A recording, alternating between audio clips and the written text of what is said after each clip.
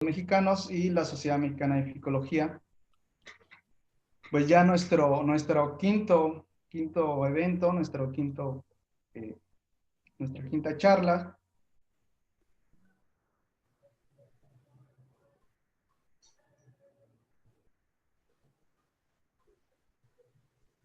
Y tenemos dos participaciones muy interesantes y temas muy importantes en el ámbito de la ficología. Y la primera participación correrá a cargo en esta ocasión de la doctora Margarita Casas Valdés, toda una institución. Y bueno, voy a hacer una breve reseña de la doctora, que nos presentará la ponencia Cosecha y usos de las algas en sus inicios presente y futuro. La doctora Margarita Casas Valdés es bióloga egresada de la Escuela Nacional de Ciencias Biológicas del Instituto Politécnico Nacional. Su maestría en Ciencias Pesqueras la estudió en el CICIMAR y su doctorado en Ciencias Pecuarias en la Universidad Autónoma de Colima. Obtuvo reconocimientos como mención honorífica en la licenciatura, presea Lázaro Cárdenas y medalla de los mejores estudiantes de México en maestría, así como el premio Peña Colorada en el doctorado. Ha ocupado cargos como directora del Centro Regional de Investigaciones Pesqueras y del Centro Interdisciplinario de Ciencias Marinas.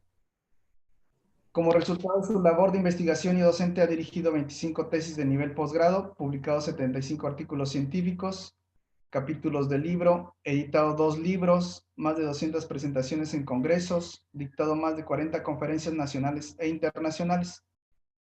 Su trabajo de investigación en Baja California Sur inició desde hace 42 años y lo inició desarrollando la tecnología para la obtención de alginatos a partir de macrocistis y sargazo, y realizando evaluaciones de la abundancia de estos recursos. Su temática de estudio es la ecología, evaluación y aprovechamiento de las macroalgas para alimentación de cabras, ovejas, aves y camarones.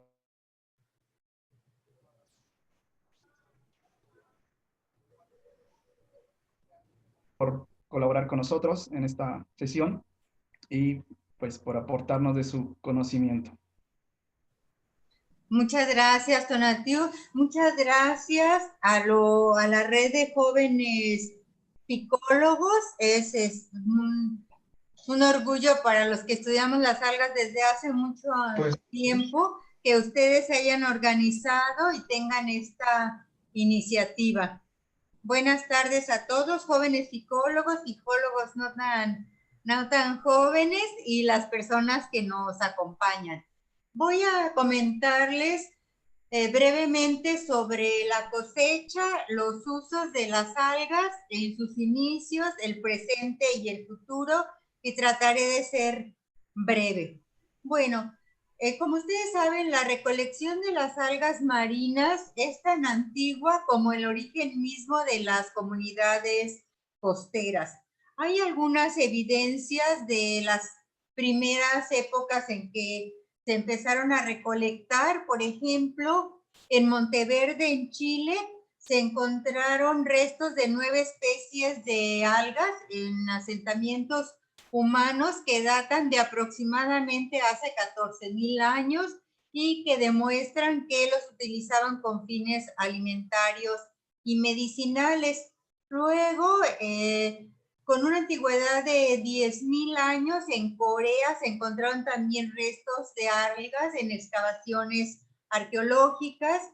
Plinio, en el año 79 después de Cristo, menciona que Gran Bretaña y Galia, los pueblos recolectaban algas para fertilizar sus suelos.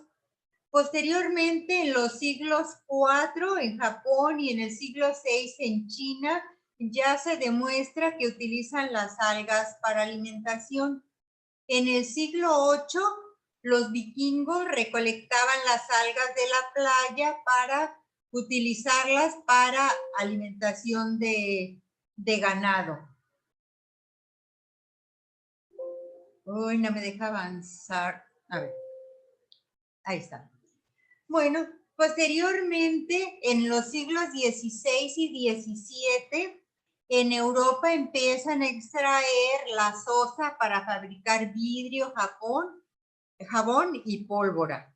Posteriormente, en 1658, en Japón, incidentalmente se descubre el kantén, o sea, el agar, y a partir de 1962 se inicia su producción, y a pesar de que la producción siempre fue a un nivel casi familiar, con muy pequeñas industrias, fueron el monopolio mundial del agar hasta 1940. En 1775 está documentado que en Grecia utilizaban las algas Alcidium y Coralina como vermífugos. Posteriormente, en 1811, se descubre el yodo obtenido a partir de las algas en Francia, y de 1830 inicia la producción industrial Francia, Escocia, Irlanda, Noruega, hasta que en 1859 cierran sus fábricas. En 1876 se descubre los carragenanos y en 1937 inicia su producción. Luego, en 1881, Stanford extrajo los alginatos y en 1929 ya la empresa Kelco, la compañía Kelco, inicia su producción en San Diego, aunque se sabe que un poco de años antes en Reino Unido también empezaron la producción de los alginatos. Bueno, y por lo que se refiere a la cosecha, pues como es de esperar, en sus inicios, las personas que empezaron a utilizar las algas, pues simplemente juntaban las algas que estaban varadas en la playa por la marea. Después empezaron a utilizar redes, utilizaban, esas redes las jalaban en forma manual, utilizaban caballos, tractores, etcétera. Después empiezan a utilizar ya herramientas como rastrillos, dragas, y finalmente empiezan a utilizar cortadoras con succión mecanizada. Cuando ya se empieza la producción industrial de las algas a mayor escala, pues lógicamente que se requiere hacer esa cosecha de las algas de una manera más eficiente. Y el oceanólogo Roberto Marcos me ha hecho el favor de prestarme unas imágenes de la cosecha de macrocistis que va a ilustrar perfectamente este avance. En sus inicios, pues, se cosechaba con barcazas, como le están viendo, muy rudimentarias. Los cosechadores usaban unos palos largos que llevaban una osa al final, pues simplemente metían esa hoz con los palos para cosechar el macrocistis, flotaba en la superficie por los flotadores que tiene y lo subían a la barcaza. Posteriormente ya diseñan una barcaza más elaborada de madera, pero aunque el corte del alga es similar, pues ahora ellos le incorporan esta estructura que están viendo, que es un mecanismo en el cual los cosechadores dejan las algas al inicio, pero lo depositan al final bajando esta estructura de madera. Ya en 1937 se construye un barco ya de mayores dimensiones con un sistema de cosecha que se los voy a describir más adelante, pero pueden observar que aún la bodega, el área de bodega donde se recibe el alga es de madera. Para 1956 empieza a operar el Capitán y este barco opera ya en las costas de la península de Baja California. Tiene el mecanismo que les comentaré más adelante, pero ya su capacidad de bodega es de 100 toneladas. En 1968 inicia los trabajos aquí en la costa occidental de la península de Baja California, el Sargacero. Este es un barco moderno que tiene un sistema de corte que es el que ustedes están viendo. Aquí abajo hay algo idéntico a una podadora. Cuando el barco llega a los mantos de Macrocistis, bajan este sistema de cosecha y la rampa, y el sistema de cosecha baja hasta 1.20 metros de profundidad, y entonces se inicia el mecanismo, corta el alga, pero las algas caen en esta rampa, que es la que están viendo aquí a más detalle, y esto es esta cadena sin fin la deposita en esta bodega que están viendo y la mueven con estos ganchos. Este barco ya tiene una capacidad de bodega de 350 toneladas. Es decir, en un viaje puede acarrear 350 toneladas de Macrocistis. Y a partir de entonces se han diseñado barcos muy diferentes, con mecanismos muy modernos, muy variables. Y ahora les quiero mostrar un video, perdón. Les quiero mostrar un video. Uy, creo que estoy haciéndolo mal. Les quiero mostrar un video. No me regresa. A ver, vamos a ver. Donde se ve cómo es la cosecha. Aquí estamos viendo esta embarcación. Es una cosechadora de dimensiones no muy grandes en sí la cosechadora. Tiene también el sistema de corte aquí al frente, la rampa que lleva hacia atrás las algas, pero la novedad de esta cosechadora es que almacena esas algas en unas redes muy grandes que ahora van ustedes a ver.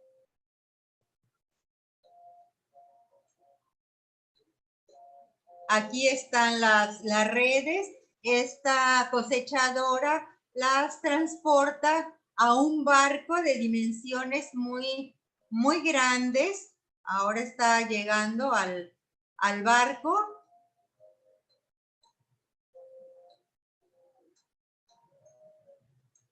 Y entonces mediante un winche depositan esas redes llenas de algas en la bodega del barco, que insisto es muy grande.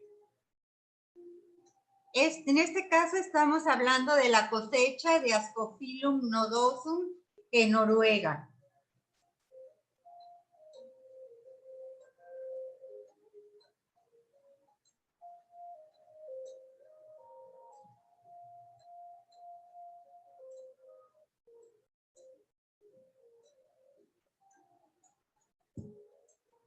Ustedes están viendo cómo son depositadas en esa bodega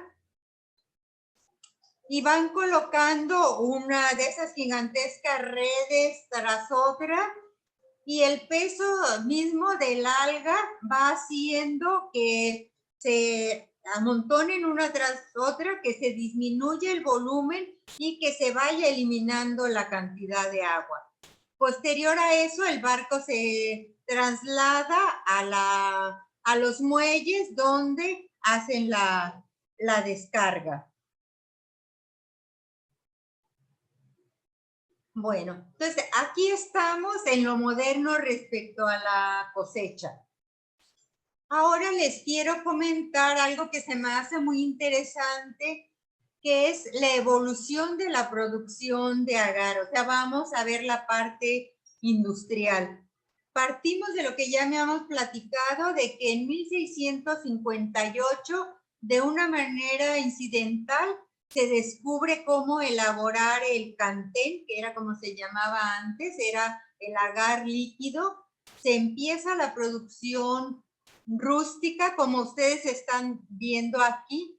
O sea, se hierve el alga y se pasa por unos filtros de tela, y esto que ven aquí es el agar líquido, que lo llevan a depositar en estos cuadros de madera que dejan a enfriar, a congelar en el frío de la noche allá en Japón, y de esta manera separan el agar del resto del agua. Aquí tenemos ya el agar purificado y este es Gelidium robustum.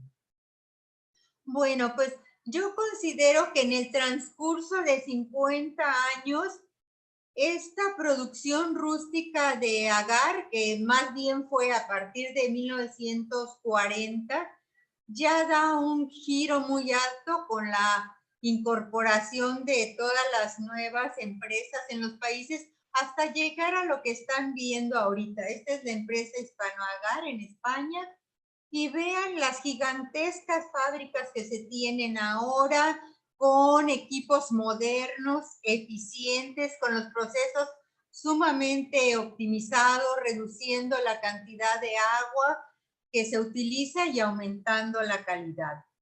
Igual pasó en el caso de los alginatos. Lo que están viendo ustedes aquí en el extremo izquierdo es la fábrica de producción de alginatos, la Kelco, que estaba en San Diego y ahora ya se cambió de lugar, pero son empresas gigantescas con una tasa de producción muy grande. Ahora hay una empresa también muy reconocida que se llama Elimar, que tiene una producción altísima. E igual podemos decir de los carragenanos, fábricas modernas altamente eficientes. Bueno, ¿y qué pasa con los usos actuales de las algas? Pues se puede dividir, pienso yo, en 5 grandes sectores. Las algas para alimentación humana, el 70% de la producción se dirige a eso. La industria de los fitocoloides, el 25% de la producción se dirige a eso, y en menor medida el 5% restante es para aditivos para alimentación animal, para la industria cosmética y farmacéutica, y para los productos agroecológicos, abonos y fertilizantes. Bueno, pero ¿y cómo estamos en cuanto a la producción actual? ¿Dónde andamos? ¿Cómo está la producción? Les preparé esta gráfica con la producción de algas de 2010 a 2018. En 2010 la producción era de 21.2 millones de toneladas y en 2018 la producción fue de 33.3 millones de toneladas. Es decir, hubo un crecimiento de 36%. Pero aquí hay algo muy importante que destacar. Las barras en verde es la producción por cultivo, las barras en azul es la producción, la cosecha del medio natural. Y pues como ustedes pueden deducir fácilmente, el 97% de la producción de las algas proviene del cultivo y tan solo el 3% proviene del medio natural, de manera que la producción por cosecha del medio natural más o menos está en 1 millón de toneladas en estos últimos 8 años. Bueno, ¿quiénes son los principales productores? Pues los principales productores son China con un 50%, Indonesia 35%, Filipinas 6%, Corea 6% y Japón 6%.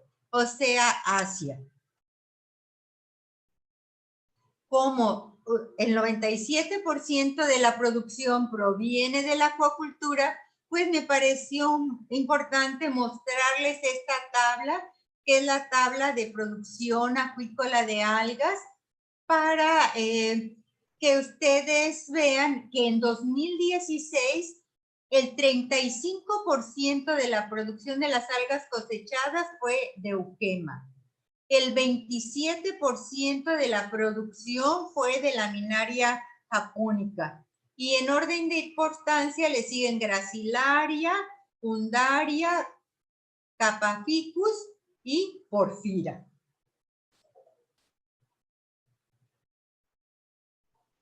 Los principales productores, pues obvio coinciden con lo que ustedes vieron en el PAI, ¿no? Son China, Indonesia, Filipinas, Corea, Japón.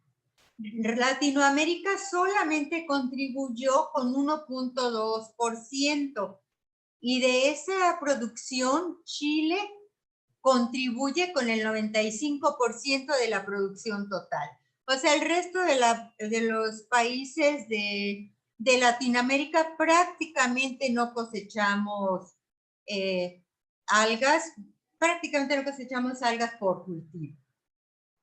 Otro punto interesante es la producción de ficocoloides. El dato que tengo es de 2009.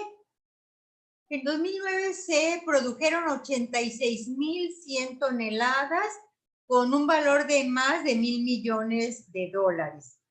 De estos, 9,000 toneladas fueron de agar, 50,000 de carragenanos y 26,500 de alginatos. Y Roberto Marcos me hizo favor de pasarme un dato para el año pasado. Para el caso de alginatos se produjeron 40,000 toneladas. Es decir, es esperado que carragenanos y agar pues también hayan tenido un incremento importante en estos últimos años. Aquí están viendo Capaficus, Gracilaria, Undaria. Bueno, ¿y qué prevemos para el futuro? Déjenme ver, estoy viendo mi cronómetro. Pues para el futuro hay unas grandes empresas, unas instituciones, organismos que se dedican a hacer el análisis del mercado global de las algas y hacer proyecciones para asesorar a los empresarios interesados en esta industria. Entonces, ellos lo que nos dicen es que el mercado global de las algas en 2017 fue evaluado entre 4 y 6 billones de dólares y que para 1924 se espera que el valor sea de 9 billones. O sea, se espera un crecimiento del 12%. La FAO, por su parte, dice que en 2016 el valor de la producción y de los productos fue de 10.6 billones y que para 2025 se espera una producción de 26, un valor de la producción y los productos de 26 billones. Entonces, esto debe estimularlos mucho a ustedes y a todos nosotros, porque lo que nos está diciendo es que la producción de las algas y las algas van a seguir cobrando importancia en los próximos años. Entonces, motívense, trabajen mucho, estudien, hagan investigaciones nuevas. Es un campo que tiene muchísimo futuro. Si se hace el análisis por regiones, como están viendo aquí en la figura que les muestro, pues se hace evidente y ellos nos dicen que la región de Asia-Pacífico es la que tuvo la mayor participación en el mercado global y que se espera un crecimiento del 11.4% de 2018 a 2024. Por lo que se refiere al grupo de las algas, ¿qué es lo que se espera? En 2017, la mayor producción estuvo dada por las algas rojas, en menor medida por las café y, por supuesto, las verdes en una pequeñísima cantidad. Pero lo que se espera para 2024 es igual que el crecimiento de la producción de las algas rojas, del mercado de las algas rojas, sea más grande, esperándose un incremento de más del 12% para estas algas rojas.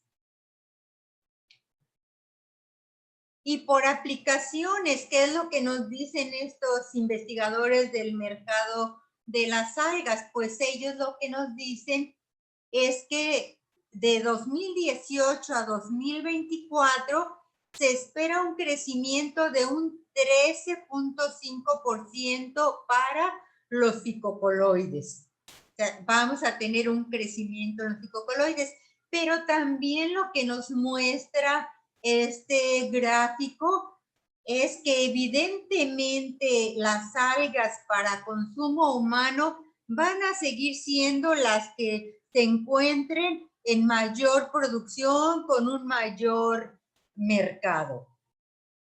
Y obviamente la de mayor demanda se sigue esperando que sea para en el Asia-Pacífico, en la región Asia-Pacífico, pero también se está incrementando en los países de Europa y de América y principalmente para consumo humano.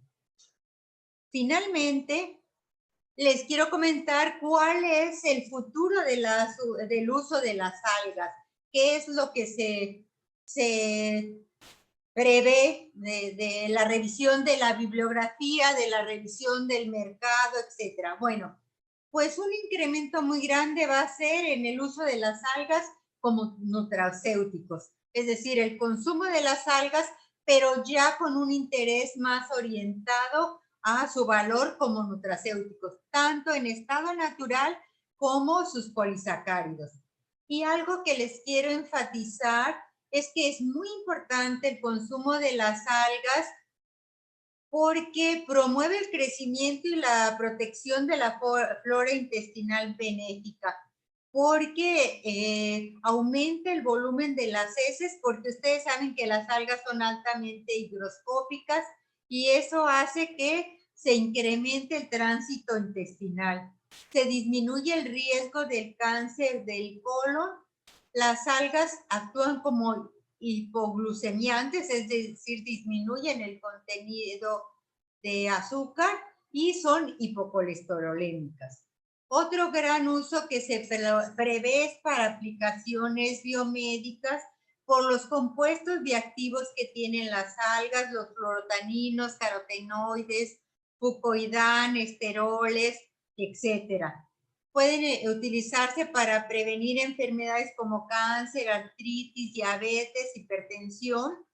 Y obvio, algo que vamos a ver nosotros es su uso por las propiedades que tiene, su uso biomédico por sus propiedades como antibióticos, antivirales, antifúngicas, antioxidantes, anticoagulantes, antitumorales, etcétera. Otros 4 usos más que se prevé que crezcan bastante es como biofertilizantes y bioestimulantes. El uso de extractos algales, a diferencia de antes que se usaban las algas directamente en el suelo, ahora el uso de estos extractos está teniendo un crecimiento exponencial por los grandes beneficios que traen a las plantas en diversas cosas, crecimiento, tasas de germinación, etcétera. Otro uso nuevo muy interesante es la producción de biochar o biocarbón, que es un mejorador de la fertilidad del suelo. Pero también algo que se está analizando mucho, que es moderno, es utilizar el biochar para secuestrar carbono, para almacenarlo en el suelo y almacenarlo por largo plazo. Los bioplásticos. El futuro de los bioplásticos pues es grandísimo porque son biodegradables y las algas están empezando a usar ya con este fin. Y finalmente la producción de biogás. La producción de biogás de las algas a través de una digestión anaeróbica o a través de otros procesos para generar metano y también bioetanol. Y pues tiene un alto valor energético y lo podríamos usar para todas nuestras necesidades. Yo creo que estos son los grandes usos que podemos esperar a futuro de las algas. Y les agradezco mucho su atención. 27 minutos 30 segundos. Doctora, muchas gracias.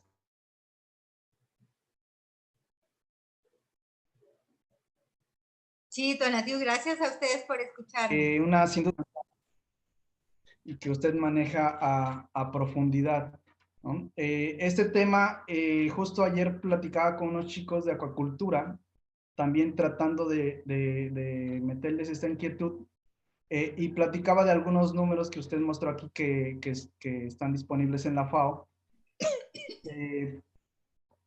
que sin duda es un mercado que va en crecimiento, y que está en crecimiento, y los principales productores son los asiáticos, pero también son los principales consumidores. Produce bastante, pero también consume bastante, no se da abasto con lo que produce.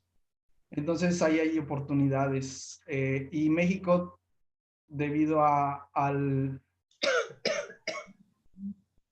la posición, a los diferentes ecosistemas que tenemos, a la diversidad, pues yo creo que es algo bien importante. Pero ¿por qué después de tantos años, por qué no se ha consolidado como una industria? ¿Qué es lo que hace falta? ¿Cuál es el punto de inflexión? Por un lado, para el aprovechamiento, que ahorita con los blooms tenemos una oportunidad, y por otro lado, la acuacultura también, ¿no, doctora? ¿Usted qué consideraría ahí? O sea, ¿por qué no la aprovechamos en Latinoamérica o en México? Y en México en particular. Bueno, en México en particular, yo pienso que el principal problema es que en las áreas donde las algas crecen en grandes volúmenes, que es en la costa occidental de la península de Baja California y en el Golfo de California, que también tenemos volúmenes muy importantes, pero que en esa zona podríamos también tener desarrollos de cultivo muy grandes. Siento que el problema está dado porque también es la zona donde tenemos la mayor producción pesquera. En el Golfo de California tenemos la mayor producción pesquera de todo el país y en la costa occidental de la península también tenemos una producción importante, pero lo más importante son los recursos de muy alto valor, el abulón, la langosta.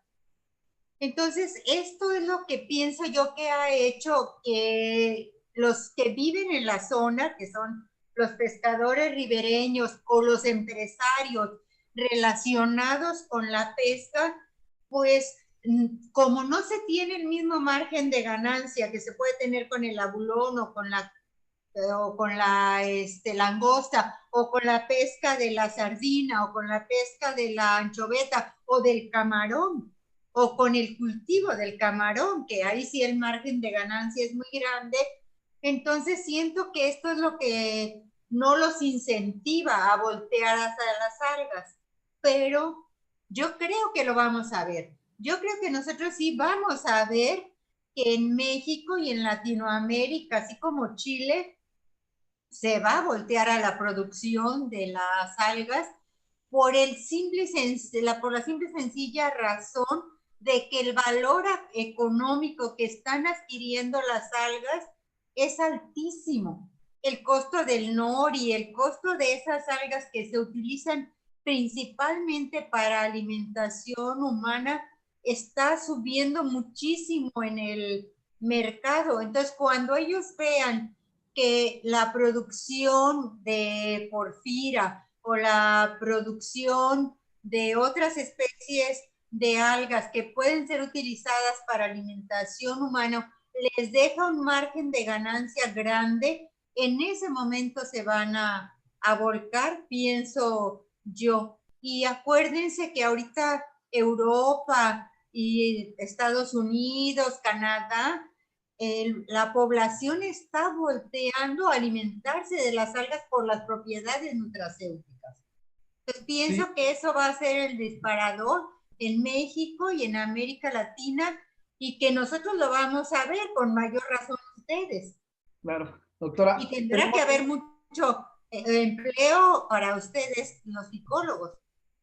Sí, muchas gracias, doctora. Tenemos algunas, bueno, una pregunta de los que nos están viendo, de los que han visto su charla.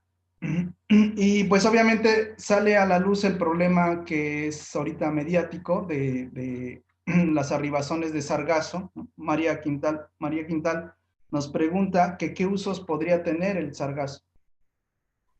El sargazo puede tener todos los usos que les he mencionado, tanto los usos que les mencioné como actuales como los futuros. Ya se hizo un análisis bibliográfico de toda la literatura relacionada con los usos, pero enfocada a buscar el aprovechamiento del sargazo para estos usos. Y se ha encontrado que el sargazo se puede usar para producción de bioplásticos. De hecho, ya se está usando para producción de biogás, para biofertilizantes, para biochar, para obtención de alginatos, aunque los alginatos no se obtendrían de tan alta calidad como los que se obtienen de Macrocystis, laminaria, Ascophyllum. De hecho, ya se están produciendo, hay una empresa en el Caribe que los produce, también para la obtención del fucoidán, que tiene un alto valor en el mercado. Se podrían utilizar también para consumo humano, porque para sorpresa mía me he encontrado con que el sargazo se está utilizando para alimentación humana. También se podría utilizar para la alimentación como piensos de ganado.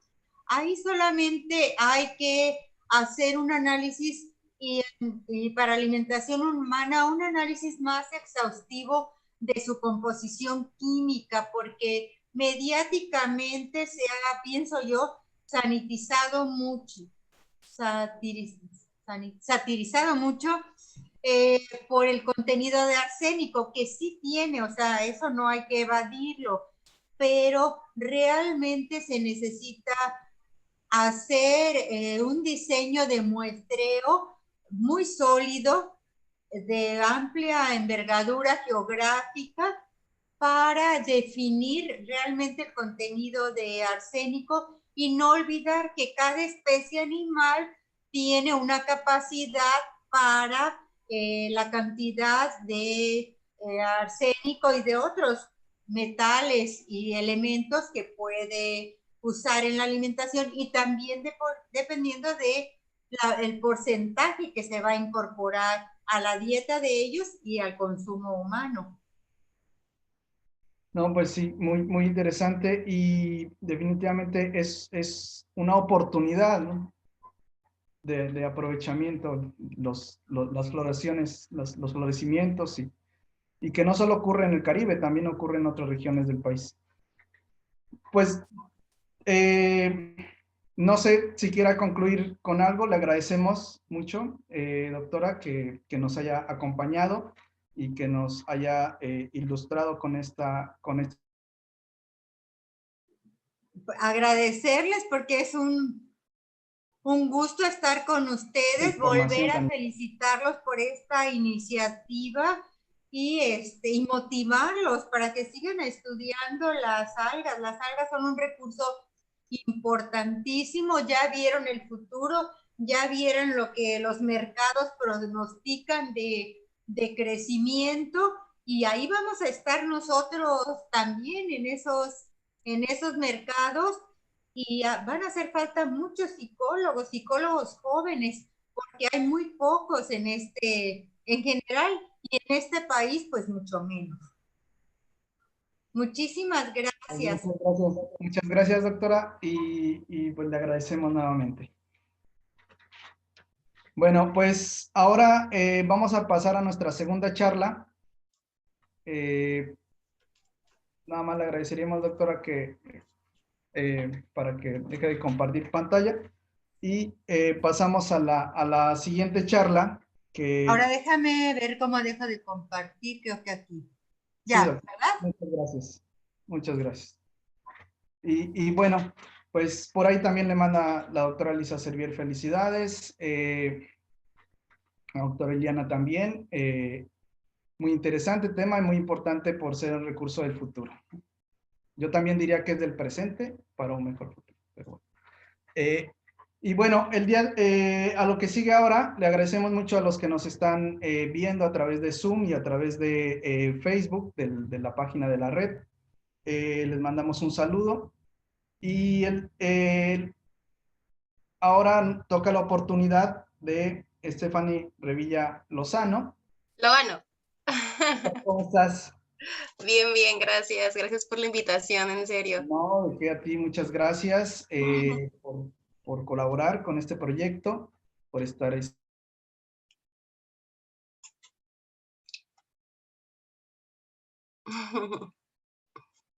aquí y mucho que ver sobre la aplicación el estudio y la aplicación, ¿no? de las algas para un tema fundamental. Entonces, voy a hacer la presentación de Stephanie. Ella es egresada de la maestría en Oceanografía Costera de la Universidad Autónoma de Baja California. Realizó sus estudios de licenciatura en Biología en la Universidad de Guadalajara. Ha sido técnico de investigación en el Grupo de Botánica Marina de la Universidad Autónoma de Baja California y en conjunto con la empresa Promac, colaborando en estudios preliminares de la creación de la primera planta comercial de macroalgas en México. Durante la maestría trabajó en respuestas fisiológicas del alga ulva, ulva SP, durante su cultivo en pozas comerciales. Y este trabajo será presentado en el Seaweed Symposium en Corea del Sur. Ha sido presentado, perdón. Y Sí. en tercer lugar, como mejor ponencia estudiantil. Cabe destacar que este simposio es de los más importantes a nivel internacional en el tema de las macroalgas. Y también ha participado en otros congresos, como el Simposio Internacional de Carbono en México en 2018 y en el 8º Congreso Mexicano de Ficología, que fue recientemente aquí en la ciudad de La Paz. Y bueno, actualmente colabora con diferentes proyectos que quizá más adelante nos pueda explicar un poco más de lo que está haciendo. Pues te agradecemos. Gracias. Bueno, voy a compartir mi pantalla. El escenario es todo tuyo. Bueno, me avisan si se ve. Bueno, el título de su ponencia es el papel de las macroalgas en el secuestro de dióxido de carbono de la atmósfera. Sí es. Ya lo podemos ver. ¿Ok? ¿Sí? ¿Se ve bien? Muy bien. Bueno, muchísimas gracias por la invitación. Como ya me presentaron, mi nombre es Stephanie y les voy a platicar sobre este tema tan importante que es el papel de las macroalgas en el secuestro de CO2 de la atmósfera. Mi presentación está dividida de la siguiente manera. Primero les voy a hablar de la naturaleza del problema, que son las emisiones de CO2 antropogénico a la atmósfera. Después les voy a hablar de lo que es el término del carbono azul, cómo participan las macroalgas en el secuestro del carbono atmosférico, el rol de las macroalgas en los ambientes marinos, el rol de las macroalgas en la acuacultura, un pequeño ejemplo en Baja California, y algunas propuestas para la agenda científica y gubernamental, y terminaré con mis conclusiones. Y bueno, primero, para ponernos a todos en el contexto del carbono, quisiera platicarles las consecuencias que resultan de la generación del carbono antropogénico y por qué es un tema muy preocupante. Y bueno, el carbono pues es la columna vertebral de la vida en la Tierra. Todos los organismos estamos hechos de carbono. Nosotros mismos importamos y exportamos carbono. Incluso la civilización está basada en la economía del carbono, ¿no? El carbono es el cuarto elemento más abundante del universo y en la Tierra hay alrededor de 65.500 millones de toneladas métricas que se almacenan en su mayoría en las rocas, y el resto está distribuido en el océano, la atmósfera, las plantas, el suelo y los combustibles fósiles. El carbono fluye en la Tierra en un intercambio llamado el ciclo del carbono. Este ciclo permite que el carbono no solamente se almacene en una zona, sino que esté fluyendo, como ya lo mencioné antes. Este llega a un equilibrio que también ayuda a mantener la temperatura de la Tierra, también funciona como un termostato. El ciclo del carbono puede ser dos formas, bueno, es de dos formas, una parte lenta y una parte rápida. El ciclo del carbono lento tarda más o menos entre 100 y 200 años en moverse a través de los depósitos de la Tierra, y es un ciclo que comienza desde la lluvia, que se arrastra a la Tierra en forma de ácido carbónico, ayuda a la meteorización de las rocas y este se arrastra al océano. Posteriormente se forman carbonatos por organismos oceánicos, y también con la acumulación de la materia orgánica va a los suelos y se entierra. Posteriormente se libera a la atmósfera por movimiento de placas tectónicas, intemperización y la erupción de los volcanes. El ciclo rápido del carbono, pues, es el que provocamos los organismos en la Tierra. Empieza con la fotosíntesis de las plantas y la respiración de todos los organismos, que es este regreso del carbono a la atmósfera por parte de todos los organismos. Más o menos entre 1.000 a 100.000 millones de toneladas métricas de carbono se mueven a través de este ciclo rápido cada año.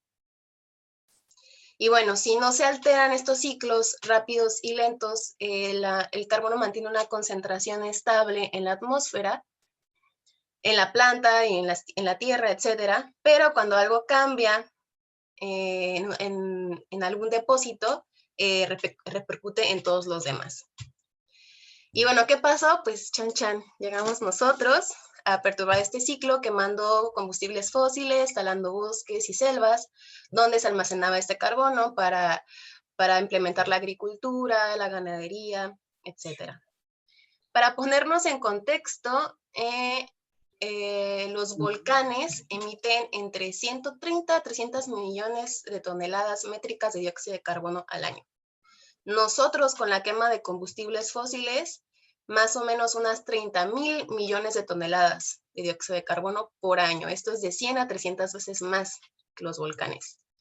Si no me creen, aquí está una tabla de las emisiones de CO2 a la atmósfera por acción del humano desde 1751 hasta el 2017, y aquí podemos ver que para ese año fueron 35.000 millones de toneladas que se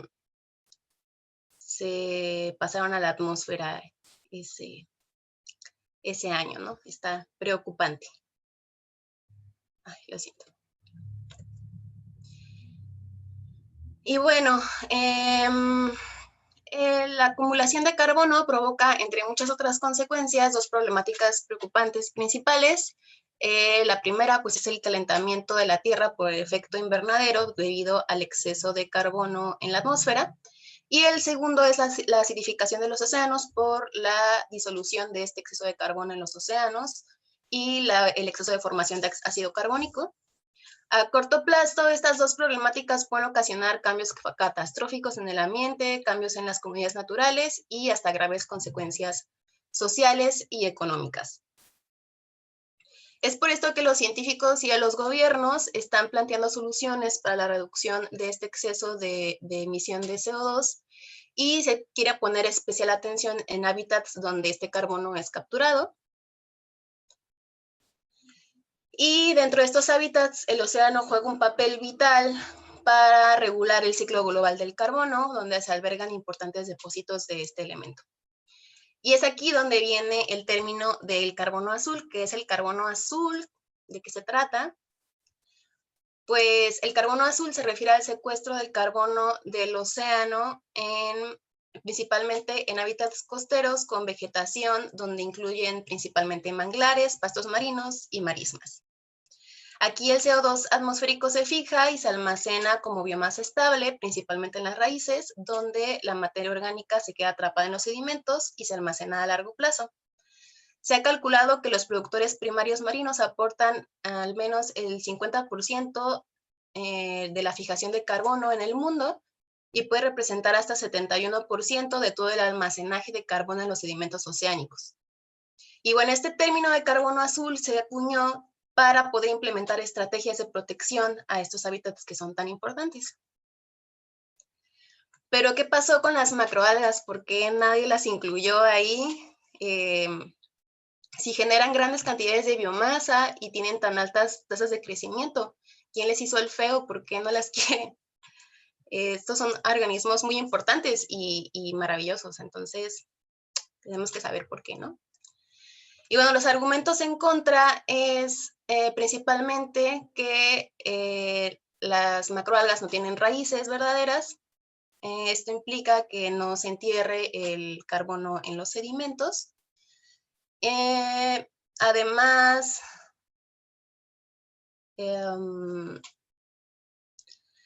impiden el enterramiento y tienen sus tejidos son un poco más lábiles, se descomponen con más facilidad que el de las angiospermas marinas. Otro argumento es que las macroalgas tienen mucha diversidad filogenética. Esto implica que tengan diferencias funcionales y que afectan el destino de este carbono capturado. No es lo mismo el carbono capturado por las algas rojas o pardas que tienen talos gruesos y son más resistentes al pastoreo que el intercambio en tejidos más lábiles como las especies oportunistas, como la lechuga de mar. Pero ¿por qué sí? ¿Por qué sí podríamos incluir a las macroalgas en el carbono azul? Bueno, las macroalgas forman el hábitat costero con vegetación más extenso en el mundo y de la generación de su biomasa exportan de este carbono generado alrededor del 44%. Algunos datos sugieren que el 25% del carbono de las macroalgas se secuestran en reservorios a largo plazo como sedimentos costeros y en aguas profundas. Se han descrito importantes mecanismos por lo que las comunidades de kelps y otras macroalgas pueden promover el secuestro del carbono y así revelando que las estimaciones que se basan solamente en manglares, marismas o pastos marinos son muy conservadoras. En fin, uno de los principales defensores del hecho de que las macroalgas deben incluirse en el carbono azul es un autor que se apellida Krausen Jensen. Él y sus colaboradores se han empeñado en demostrar que las comunidades de las macroalgas son tan esenciales como las angiospermas costeras en el secuestro de CO2 de la atmósfera. Para esto es fundamental tomar en cuenta los procesos físicos, biogequímicos y biológicos que trabajan alrededor de la captura del carbono por las macroalgas.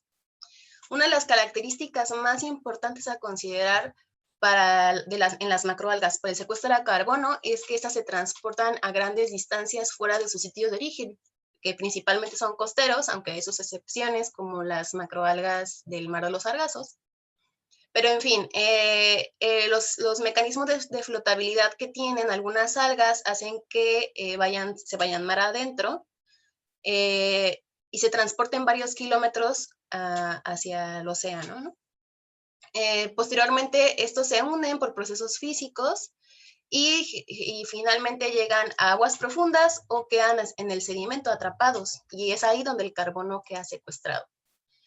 En un artículo del 2016 de Krausen, Jensen y Duarte, hicieron una aproximación de que más o menos de 61 a 268 teragramos de carbono al año son atrapados por estos mecanismos.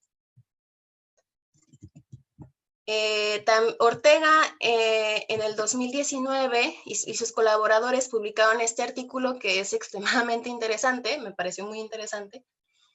Y es que, bueno, anteriormente la evidencia de esta exportación de macroalgas al océano y posteriormente a las profundidades marinas carecía de una evaluación sistemática. Sin embargo, en este artículo se demuestra ya está demostrada la exportación de las macroalgas más allá de sus hábitats costeros. Lo que hicieron ellos fueron estudios de ADN ambiental y se descubrieron macroalgas en todo el mundo hasta 5.000 kilómetros mar adentro, alejado de las costas. Se encontraron alrededor de 24 órdenes, aunque se cree que está subestimada esta aproximación debido a la falta de secuencias de ADN en los programas que ellos utilizaron de macroalgas. Y en su mayoría de estas algas encontradas fueron algas rojas. También se descubrió que la tasa de atenuación de las macroalgas en la columna de agua es aproximadamente del 37.3%, ellos esperaban que fuera mucho menor, y que alcanzan el fondo marino a 4.000 metros de profundidad, donde el carbono queda atrapado. En el caso de las especies más oportunistas, a pesar de su descomposición acelerada, pueden contribuir al suministro de detritus en los sedimentos costeros. Por ejemplo, en evaluaciones de isótopos estables, en estudios de captura de carbono por los pastos marinos, se ha demostrado que aproximadamente el 50% del carbono del sedimento de estos hábitats es aportado por otros productores primarios, entre ellos las macroalgas. También se hizo un estudio en el Mar Rojo, en donde en las comunidades de manglares, el carbono en el sedimento es aportado, aproximadamente el 60% es aportado por las macroalgas. Entonces, aquí ya nos queda claro que que las macroalgas aportan carbono a las comunidades marinas, ¿no? En el océano se captura carbono por parte de las macroalgas. Entonces, si ya lo sabemos, ¿por qué empeñarnos tanto en incluirlas en el carbono azul? Bueno, pues como lo mencioné antes, este término se acuña para poder hacer énfasis en la conservación de los hábitats. Entonces, es importante meterla en este término para poder hacer énfasis en la conservación de las comunidades de macroalgas.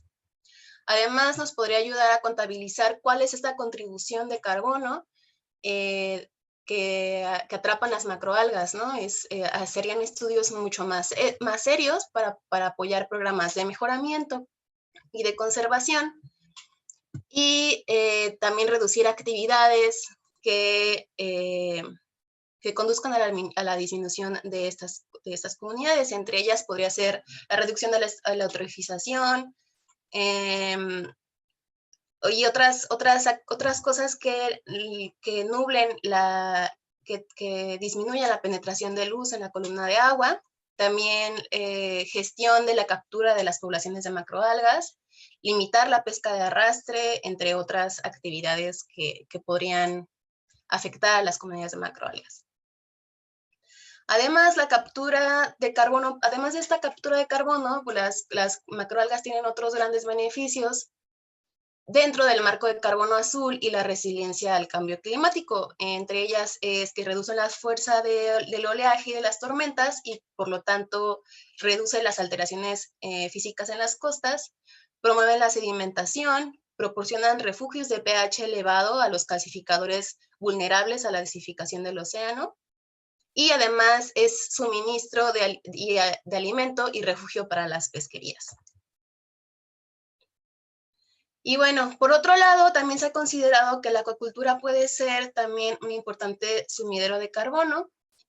Muchos estudios defienden este punto debido a la alta capacidad de las macroalgas para fijar carbono inorgánico disuelto en la columna de agua, y la factibilidad de usar sus productos como biocombustibles, que reduciría la dependencia de combustibles fósiles.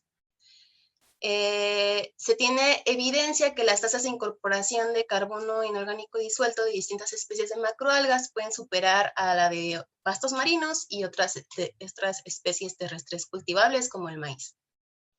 La agricultura de macroalgas también puede reducir la presión de captura sobre las poblaciones de macroalgas silvestres, y esto resultaría en menos emisiones evitadas. Las macroalgas, las granjas de macroalgas representan una opción muy interesante, ya que su eficiencia depende del destino de la producción cultivada, que en su mayoría está controlada, ¿no? Países como China tienen alrededor de 1.300 kilómetros cuadrados de granjas de macroalgas y han hecho hincapié en el enorme potencial que estos tienen y han trabajado en mejorar su producción y por lo tanto por posterior secuestro de carbono. Otro país que está tomando acción en este tema es Corea del Sur. De hecho, ahí tienen una página en la que está bastante bien planteado su proyecto. El proyecto se llama Greenhouse Gas Emissions Reduction Using Seaweeds. Este comenzó en el 2006 y tiene como objetivo la implementación de granjas de macroalgas para la reducción de carbono en la columna de agua mediante el monitoreo y técnicas de investigación innovadoras. Y mientras hacen eso, satisfacen necesidades mundiales como alimento, forraje, combustible y productos farmacéuticos. Y bueno, los cultivos de macroalgas pueden ofrecer un gran servicio ecosistémico, pues debido a que capturan el carbono, lo retienen y además promueven la emisión de oxígeno. Entonces, pues es una buena actividad a considerar. Aunque también hay que tomar en cuenta que algunos rechazan esta idea debido a que la acuacultura de macroalgas como tiene un impacto en el hábitat de las costas. Entonces, para el futuro de esta industria sería importante considerar hacer esta actividad cada vez más sustentable.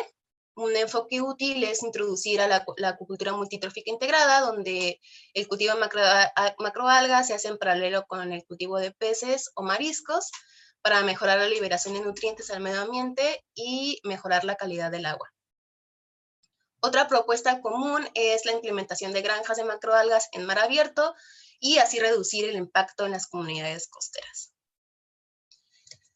Y bueno, un pequeño ejemplo que hicimos en Baja California dentro de mi proyecto de tesis fue en este cultivo piloto que tenemos en la UABC. Hicimos este ejercicio de ver cuánto carbono quedaba atrapado en nuestro sistema. Este cultivo piloto fue la premisa, como ya lo mencionaron antes, de la ahora planta de cultivo comercial de uva sobre tierra en Heréndira, Baja California, de la empresa Promac y Blue Evolution, que de hecho es única en su tipo. Pero bueno, en este estudio de la planta piloto en Baja California se permitió estimar la capacidad de adquirir y almacenar carbono de uva por medio de mediciones directas de las tasas de fotosíntesis y crecimiento vegetativo en un ciclo de cultivo de 4 semanas. Uva mostró tasas elevadas de incorporación de carbono y esto hace que en condiciones de cultivo donde su biomasa por área alcanza valores superiores a la de sus mantos naturales.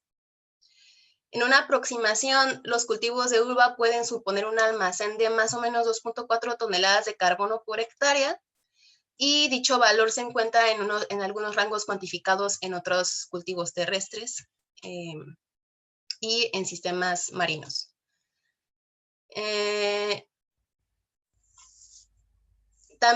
Bueno, esto solamente fue cabe aclarar que esto solamente fue una aproximación, hay que tener cuidado también en afirmar que es un subminero de carbono porque hay que ver qué pasa con el material tras la cosecha o la huella de carbono que existe en el sistema de producción, pero pues ya es una buena aproximación, ¿no? Actualmente en la granja comercial de cultivo de Heréndira en Baja California tiene aproximadamente 1.700 metros cuadrados cultivados en 16 pozas, lo que se traduce más o menos en 400 kilogramos de carbono capturado cuando su cultivo se encuentra saturado. Y bueno, si bien muchos científicos en todo el mundo están trabajando para incluir a las macroalgas dentro del marco del carbono, aún falta un largo camino por recorrer. Kraus Jensen propone en un artículo publicado en el 2018, llamado El secuestro de carbono por las macroalgas, el elefante en la habitación del carbono azul. Y él habla de una serie de puntos a cubrir por la agenda científica y el gubernamental que me parecen muy acertados.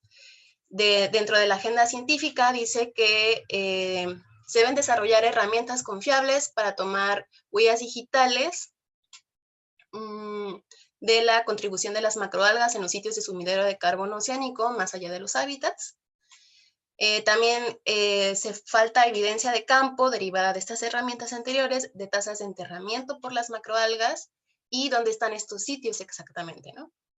También estimaciones mejoradas del área global y de producción de macroalgas resueltas a nivel de todos los grupos funcionales.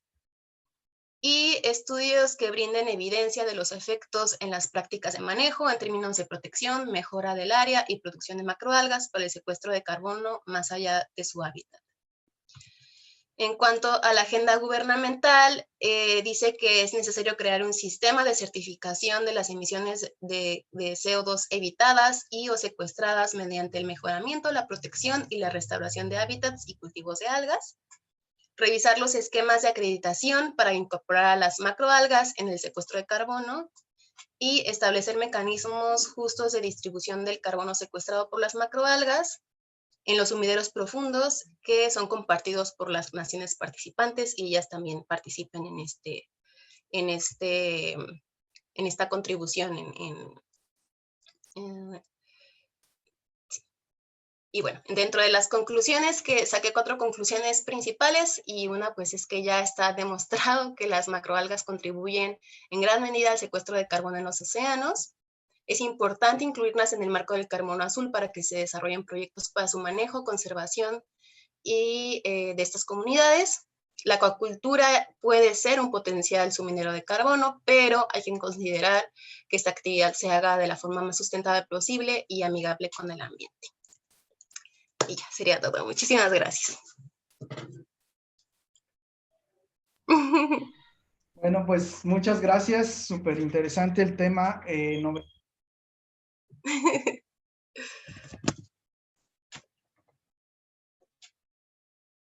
Novedoso y por tanto una perspectiva para desarrollar muy importante. Muchos temas y te comentaba hace rato, ¿no? Que yo he visto en redes sociales que hablan del carbono azul y dejan de lado a veces las algas. Entonces, pues aquí nos explicas un poco, pues para empezar, pues como un tema de protección, yo creo que ya es súper importante, ¿no? Y por otro lado, pues ya los múltiples beneficios. Y de hecho hay comentarios, hay algún comentario que sí me gusta, te lo voy a leer. ¿Cuál es tu opinión? Precisamente la doctora Ileana Ortegón, perdón. Algunos autores, como Forcurian, dicen que entre los puntos por los cuales no son considerados fuente de carbono azul es que en el ciclo de carbono, la producción de dióxido de carbono con respecto a cuánto absorbe dan una tasa de 0. Por eso consideran que al no haber secuestro de carbono, no se les considera dentro de las que producen carbono azul. Sin embargo, las algas calcáreas secuestran carbono como carbonato de calcio y lo depositan en las arenas. Sí, sí, es verdad. También me faltó mencionarlas, claro que sí. Sí, es secuestrado también por las algas calcáreas. Y bueno, sí, claro que son puntos muy fuertes los que mencionan que están en contra, pero también creo que hace falta mucho estudio para saber realmente cuánto de este carbono sí se está capturando, que es el que se había estado ignorando completamente, ¿no? Que es el que es arrastrado por las corrientes, el que finalmente va a ser enterrado en los sedimentos o se va a quedar atrapado en aguas profundas, porque aunque no esté enterrado, pues está ahí y va a ser difícil que este vuelva a regresar a la superficie. Entonces, sí se me hace interesante que se empiece también a trabajar por ese lado para saber si los puntos que se tienen en contra son realmente sustentados o se puede sustentar el otro lado, ¿no?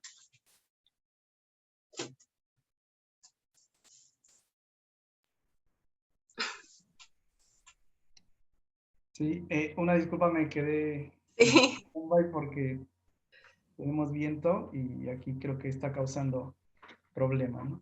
sí, Entonces, sí, sí. pues sí, eh, definitivamente una línea de investigación que va a generar mucho, ¿no?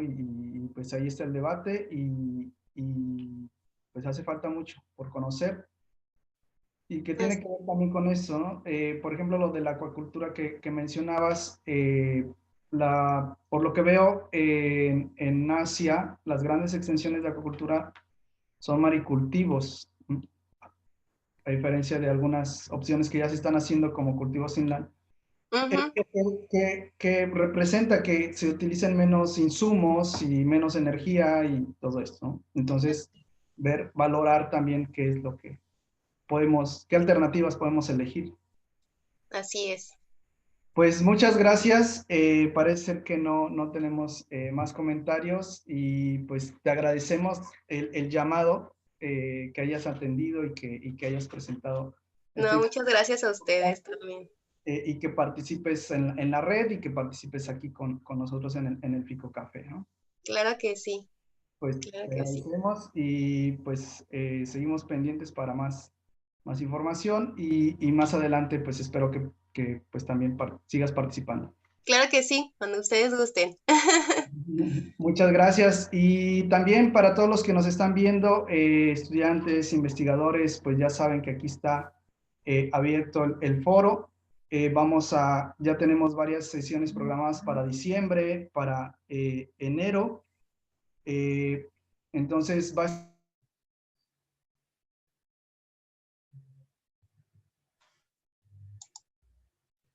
estar muy interesante y aprovechando este momento que vivimos y de poder transmitir ese conocimiento a través del Fico Café.